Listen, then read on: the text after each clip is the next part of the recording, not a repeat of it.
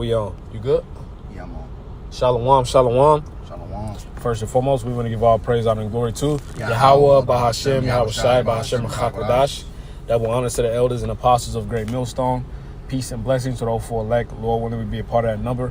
We're the brothers from the Jimmins, Chicago. I'm here with Brother Acre. Brother Iwalami. The brother Adanya. And I'm the brother Kodar. And this video is going to be about a review of the 40 Acres, the movie. You know, so we want to say Yahweh Shema Shai Babu Kasha Shalak Warcha Kodash Kalabanaha Bakhyar, which means Yahweh Shema Shai, please send Holy Spirit to build the elect, and Lord, when his lessons are edifying. But the brother Iwalami wanted to give a short summary of the beginning before we get into the precepts of the movie. Go ahead. Right, so, essentially the movie give an exposition of why everything, was in the predicament that it was in, So ultimately it was a disease that killed all the animals, and ultimately it basically killed the food supply chain, which ultimately led to a civil war, which we're seeing in modern day times right now, man. What is Esau doing? He's basically putting in these planned things to ultimately what? To give things, how can I say it? To basically order how is it quoted? Order Abkeo? Yeah, order Abkeo, the water brother. Basically they come with a problem, they ultimately present the solution. So that's what Esau Edom is ultimately doing in this time. But going back to the movie, man, and ultimately led to cannibalism. The only way to ultimately to eat was to ultimately to grow your food, which led to, Edomites, cannibalism, basically Edomites, taking over Jake's farms and ultimately eating them and taking what they had. And like the bro say, man, we've been seeing things like that. We've been seeing a build up of that happen over the last few years, man. You got all these billionaires, all right, like your Bill Gates, your Jeff Bezos, all these different billionaires buying up all the farmlands across America. All right, I believe like 2 years ago you had the incidents where they kept destroying all these food plants, man. They had an incident where I believe it was hundreds of thousands of chickens being recalled, man. All right, all type of things that happened over the years to where it's a build up to this famine that's coming, man, because a famine is prophesied in the scriptures, man. That's right. So the spiritual aspect of this movie was surrounded around a famine of the animals, all they like the bro say, all the animals had died off, right?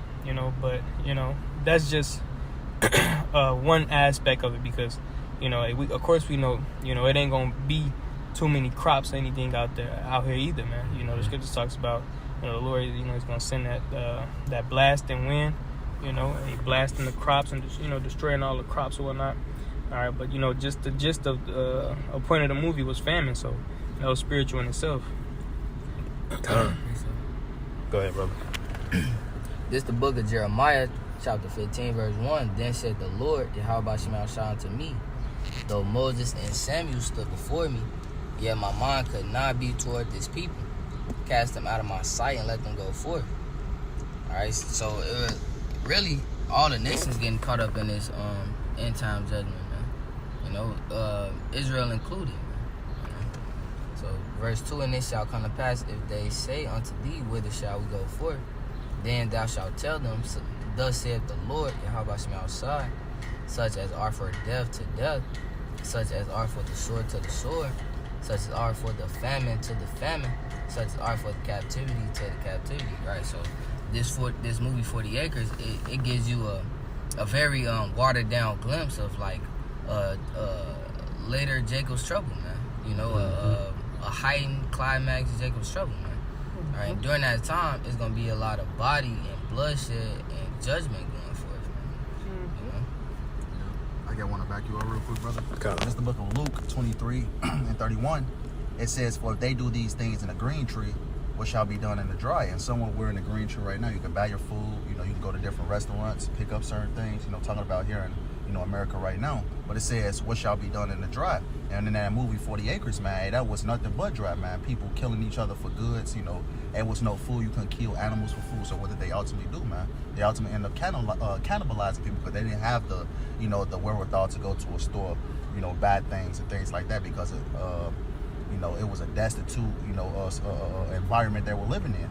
You know, so ultimately, they had to rob, they had to steal, they had to ultimately murder to get what they needed to ultimately to survive, even if it, you know, mean eating another person. You know? Yeah, it says because iniquity abound, the love of many shall wax cold. I got that right here. Go ahead, brother. This is the book of Matthew 24 and 12. Let me actually get that in a blue letter Bible real quick, going to that word. All right, perfect. This is the book of hold on, bear with me real quick. This is the book of Matthew 24 and verse 12. And it reads, it says, and because iniquity shall abound, the love of many shall wax cold. And right, that's what we seen in that movie, man. The love of many waxing cold. You know, you have betrayals, people didn't trust one another. You know, ultimately, you know, people did what they had to do to survive. And let's go into that word. Word of cycles. Let's go into it. It's the for shall wax cold, G5594. Cycle. And that says to breathe, to blow, cool by blowing. It says to be made or grow cold, to grow cool or cold. Yep. It says a waning love, and that's what you're seeing in that movie, man. People having waning love, you know, and they didn't shake each other hands. They didn't give each other, you know, props to see how you was doing, you know, see if you was okay. Hey, they wanted to get what they want from you, man. Yeah. You know, whether it's eating you, whether it's taking your crops, things of that nature, man. And applying it to today, what do people do? You look at a person wrong, they ready to finish you, man. That's right. You know? So, and it says waning love, meaning decreasing. Yep. It's just gonna getting worse and worse. You know, I had one. If you, Yakwa, you had one? You got it. Okay. This is we'll start. Matter of fact, I'm gonna start with Lamentations 4:9 because we were just talking about the famine. All right, this is Lamentations 4:9. They that be slain with the sword are better than they that be slain with hunger, for these pipe away stricken through for want of the fruits of the field. Right, because a sword is a quick death, but of dying of hunger is it takes time. You know, for one, you're hungry and your body starts to eat itself from inside out. It's just a slow, painful, agonizing death. Mm-hmm. Okay. Verse 10, it says, the hand of the pitiful woman have sodden their own children. They were their meat in the destruction of the daughter of my people. So the word sodden means to boil. So this is the time that we're coming to. You know, the woman where she went into one of the rooms and she kicked out of rage. She kicked one of the barrels, and she seen the body fly come out, man, body parts come out. You know, then she looked up and shot because it was like fucking 200 of them. Yeah. You know, so these are the times that we're coming into, man. You know, you got one? I got one. This is 2nd Ezra chapter 15, and starting at verse 18, it says, for because of their pride the city shall be troubled, the houses shall be destroyed, and man shall be afraid. And man shall have no pity upon his neighbor, but shall destroy their house with the sword and spoil their goods because of lack of bread and for great tribulation. That's what you're seeing happening, like the bro just quoted earlier. You know, the hearts of many shall wax cold. It says a man shall have no pity upon his neighbor, man. All right, and even in the movie, the lady was like, you know, hey, do you see them coming to check on us? Do you see them, looking out for us, or seeing how we doing, man. So it was no love back and forth, man. It was both sides, man. All right, and that's what's gonna happen in these last days because of because it was great tribulation going on, man. All right, lack of bread, all right, lack of food, all right. So it was it says a great tribulation. It says, let me see, was that it? Could you read verse 19 again? Verse 19, or did I read it? Yeah. Verse 19 says, a man shall have no pity upon his neighbor, but shall destroy their house with the sword and spoil their goods because of lack of bread and for great tribulation. The whole reason why this shit even started, a famine. Yeah. All the animals died off. Now they don't have nothing to eat. You got these fucking Edomites. So when people get to a certain point, for one, Esau is wicked as fuck, and he do that shit out of enjoyment. But this the mindset that people are going to have now because they're going to have nothing. Your mind triggers a psyche. These people going to have demons on them, man. So they're going to try to eat other people. Yeah. The scripture says it. It's a saying. When you have nothing to lose, you lose it all. Yeah. It says, it shall destroy their houses with a sword and spoil their goods, meaning to take their belongings. It says, because of the lack of bread and for great tribulation. Because of the lack of bread. What you guys got it? And I just want to touch upon a point, real quick, how ultimately these Edomites were ultimately the different farmland because it was like a network. That I forget the main character lady's name. You know, the Jake woman, but ultimately she said it was a network of farms working together, and ultimately some of the farms end up going blank. Ultimately, they didn't hear from them, and ultimately the Edomites ultimately took over what they had and ultimately ate them. But this is the book of Micah 2:2. And it says, and they cover fields and take them by violence, and houses and take them away. Yeah. So they oppress a man in his house, even the man in his heritage. Right? This is Esau's MO, man, and they showed it in that movie perfectly, man. What did they do? They ultimately went to these different farmlands, ultimately not only killed, but ate the people and took their resources, man. Mm-hmm. You know, this is Esau's MO, man. He takes what you have, and he ultimately, you know, claims it as his own. You know? That's right. That's right. I got one for y'all. Got it. The second Ezra chapter 16 and verse 17, it says, woe is me who will deliver me in those days. The beginning of sorrows and great mournings, the beginning of famine and great death, the beginning of wars, and the powers shall stand in fear. The beginning of evils, what shall I do when these evils shall come? Behold, famine and plague and tribulation and anguish are sent as scourges for a minute, right? And we know that this is just a movie, all right, but hey, you know, like they say, art depicts life, man, right? This movie, you know, shows, like the bro said, a watered down version of what's to come, man, because, you know, you gotta you know, eat the meat, spit out the bones, of course, like I said, man, and you ain't gonna just have all the animals die from a disease and then, you know, people still eating, you know, vegetables and stuff like that, man. No, the Lord, he's gonna bring this is the Lord's will, man. This ain't just no coincidence, man. You know, all the animals, you know, died, and you know, we just got this source of food. No, man. Hey, the Lord talked about a famine. Hey, you ain't gonna be able to find no food nowhere, man. All right. And Esau, like I said, Esau, he has his own agenda where he wants to, you know, put the squeeze on Jake. All right, you know, make the food, you know, rational, man. So, you know, he could, you know, bring out his MOTB. All right, you know, that's why, like I said, you know, he done destroyed crops over the years, you know, then bought up farmlands, you know, so, you know, these local farmers can't really, you know, run anything, man. All right, you know, he did all these things to corner the market so he could bring this, you know, man-made famine, which is it's only gonna intensify because this is actually the Lord, man. The Lord, you know, it says he controlled the hearts of the kings, man. In Proverbs 21, you know, king's hearts in the hand of the Lord, you know. So these things are written in the scriptures, man. All right, and it says, beginning of famines, it says, behold, famine and plague and tribulations, these are sent for scourges of amendments. Yeah. Right, you know, and hey, and even when these things are going down, man, a lot of you jakes are still gonna be, you know, committing wickedness, man, not turning back to Yahweh Shema Shah, but hey, that's why a lot of you jakes are gonna pine away from famine, man. Which, like the bro said, that's worse than, you know, dying by the sword, man. All right, because it's gonna take a long time for you to actually die, you know. Come. Hey, real quick, can you jump to verse 33 and verse 34 in that second Ezra 16? It's like a point I want to make. This is verse 33. It says, the virgin shall mourn, having no bridegroom. It says, women shall mourn, having no husbands. Their husbands shall, their daughters shall mourn, having no helpers. It says, and the wars shall their bridegrooms be destroyed, and their husbands shall perish of famine. Now, you know, you asked the brother to jump to this point because in the movie you had women, especially that Jake woman, doing some heroic shit, but in reality, a lot of these bitches are going to be mourning out here, man. They're not going to be on no double, like I said in the previous, they ain't going to be on no 007 shit, man, jumping across walls and ultimately, you know, putting men to death, man. That's not what's going to happen, man.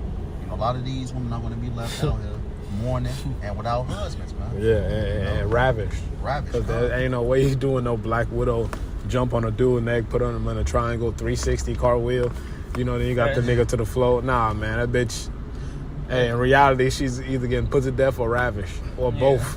That shit Hollywood. You know. That shit straight Hollywood. But we grabbed some precepts on Canada. Let's go into giving your strength into a woman, because you know, although this is a very good movie, you know, of course Esau got to put his bullshit in with you know, a woman being the head. You know, first and foremost, they got this woman sitting in the head seat.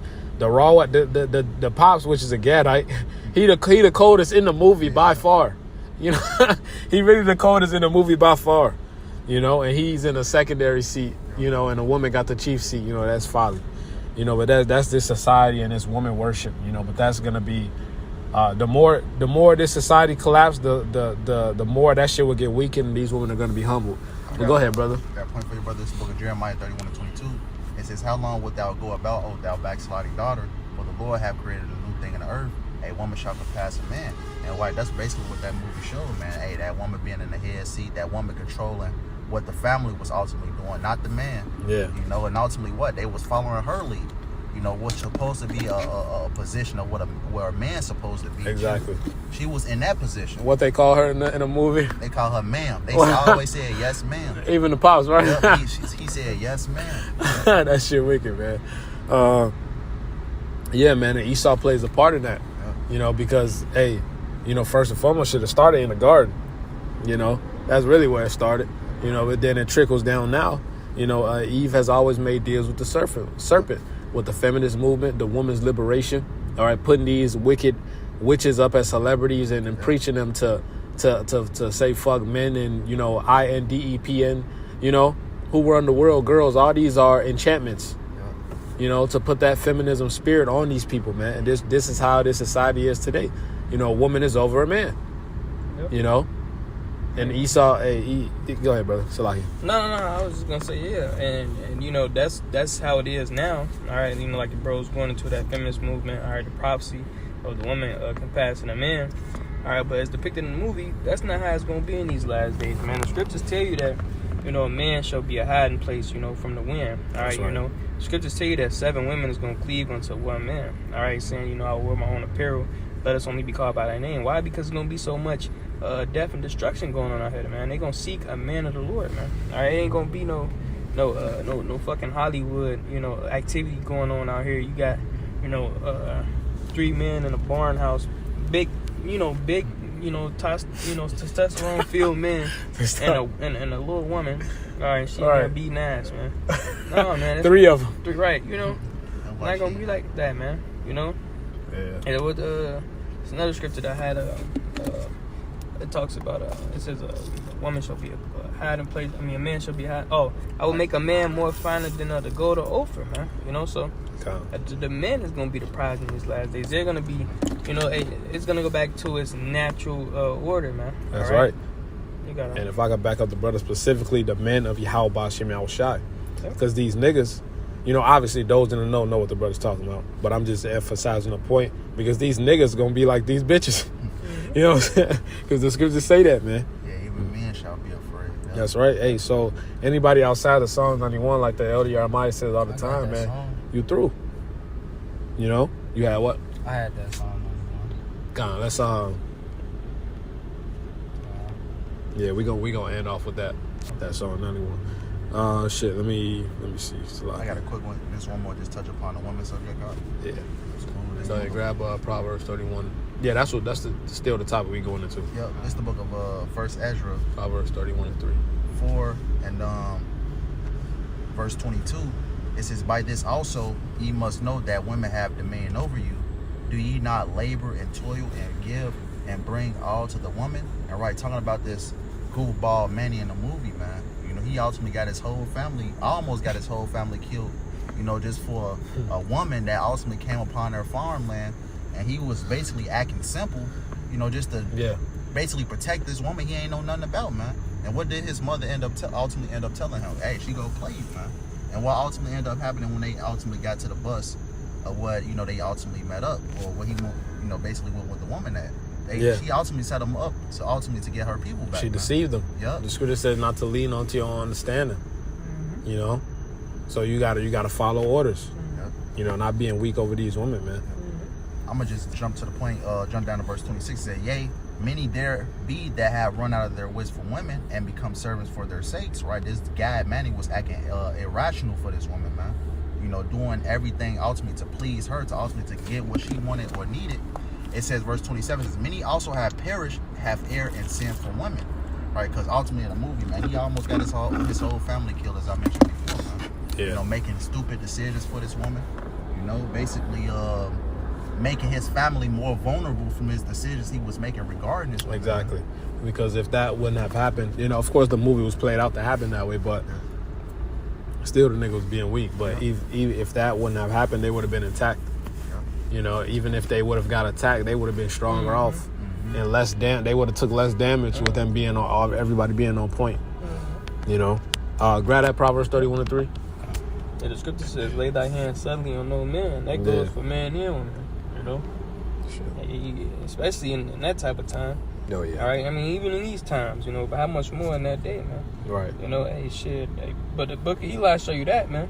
You know, Eli was on point, man. Yeah. You seen that woman was, you know, posing as if she needed help. You know, and the whole time it was a trap, man. You know, so in these last days, man, you know, Jake gotta, you know, of course it's all to the Spirit. The Lord gonna guide us, but you know, hey, that's why the bros say, man, if you ain't part of brotherhood, you know, your ass cutting that day, man. You know, cause you ain't gonna know who, you know, an agent of Satan, man. You know. Come. Got that proverb. Proverbs chapter 31, verse 3. Give not thy strength unto women, nor thy ways to that which destroyeth kings. You got it, bro. Right, and that's what the nigga in the movie, man, you know, pretty much being emotional, man. You know, having no control over his spirit. You know, and hey, things like that, that's not wise. All right, especially in that time, man. And the scripture say that wisdom and knowledge is gonna be the stability of that time. So the Lord, we need to move with wisdom. So things like that is just, you know, teaching points, man. All these different end time apocalyptic movies. And just to add on your point before we go to the last, precept or so, ultimately that's how a lot of kings feel within the scriptures, man. That's right. King Solomon. And that's how a lot of men fall in this time, man. They look at the beauty of a woman, they be deceived by the beauty of a woman, things of that nature, and ultimately cause them to fall, man. And how much more so when all hell breaks loose, man. You're gonna have people, women setting up men, all type of things, man. That's right. Let me see. Y'all was hold one? Nah, that was pretty much all I had. Okay. That's Psalm 91. Yeah, go ahead, bro. Bro, ended off on that. This the book of Psalm, chapter 91. I'm gonna just start at verse 1. He that dwelleth in the secret place of the Most High shall abide under the shadow of the Almighty. I will say of the Lord, He is my refuge and my fortress, my power, and Him will I trust. And can I just make a quick point? At the end of that movie, what did you have? How I saying that spiritually, you had the family at the table, setting up the table and things like that. And they was eating good, man, while the rest of the world outside the farm was ultimately suffering, man. And I just basically, looking at it as spirituality, looking at that as the elect, man, being good, being happy, being straight, being satisfied, Psalm 91:3 says, surely He shall deliver thee from the snare of the fowler and from the noisome pestilence. He shall cover thee with His feathers, and under His wings shalt thou trust. His truth shall be thy shield and buckler. Thou shalt not be afraid of the terror by night, nor for the arrow that fly by day, nor for the pestilence that walketh in darkness, nor for the destruction that wasteth at noonday. 1,000 shall fall at thy side, and 10,000 at thy right hand, but it shall not come nigh thee. Yeah, and pretty much that's the time that we coming into a lot of bodies, a lot of death, a lot of judgment, terrible times, perilous times, all these things that the scriptures mention. All right, and we're gonna need the Lord through that day. So these visuals, these movies, these visuals, they give you a depiction, but ultimately we're about to go through what's called Jacob's trouble, man. Yeah. So you need to move with wisdom. That's right. Hey, let's lock it. You got a point? No. Let's close out on verse. Let's read down to verse 9, and we'll close out. Says Psalm 91:8. Only with thine eyes shalt thou behold and see the reward of the wicked. Yeah, this is the reward of the wicked. And reward can be something good and bad. It ain't just a good thing. That word has a positive connotation, man. That's something that can be good and bad, man. The shit that's about to happen, this is their reward, man. All right, they fucking wicked, man. All right, but we make lessons like this. We also get into the balance of it and get into the comfort part. Read verse 9. We'll close it on that. Verse 9 says, because thou hast made the Lord Yahweh Bashem Yahushai, which is my refuge, even the Most High thy habitation. That's right. Go ahead. There shall no evil befall thee, neither shall any plague come nigh thy dwelling. Yep. And let's read verse 11. Salaki. It's all through the Spirit. For he shall give his angels charge over thee to keep thee in all thy ways. That's right. Yahweh Shema Shah is going to protect the elect. You know, they said this is the reward of the wicked. You know, we're going to be in the midst of it, but the Lord is going to cover us, protect us, and feed us. You know, so that's a comfort part for the elect. This shit is for these wicked niggas, man. You know, we suffer. Hey, we catching the spiritual fire now, so we won't catch the physical fire later. You know? So that's the beauty of it. You know? Hey, so, y'all good. So, hey, Lord willing, that was edifying. We want to give all the praise, honor, and glory to Yahweh, Bahashem, Yahweh Shai, Bahashem, Achakodash. Double honors to the elders and apostles of Great Millstone. Peace and blessings to those for elect. Lord willing, be a part of that number. Shalom, Kwame Sharala, Wa Bible Ball.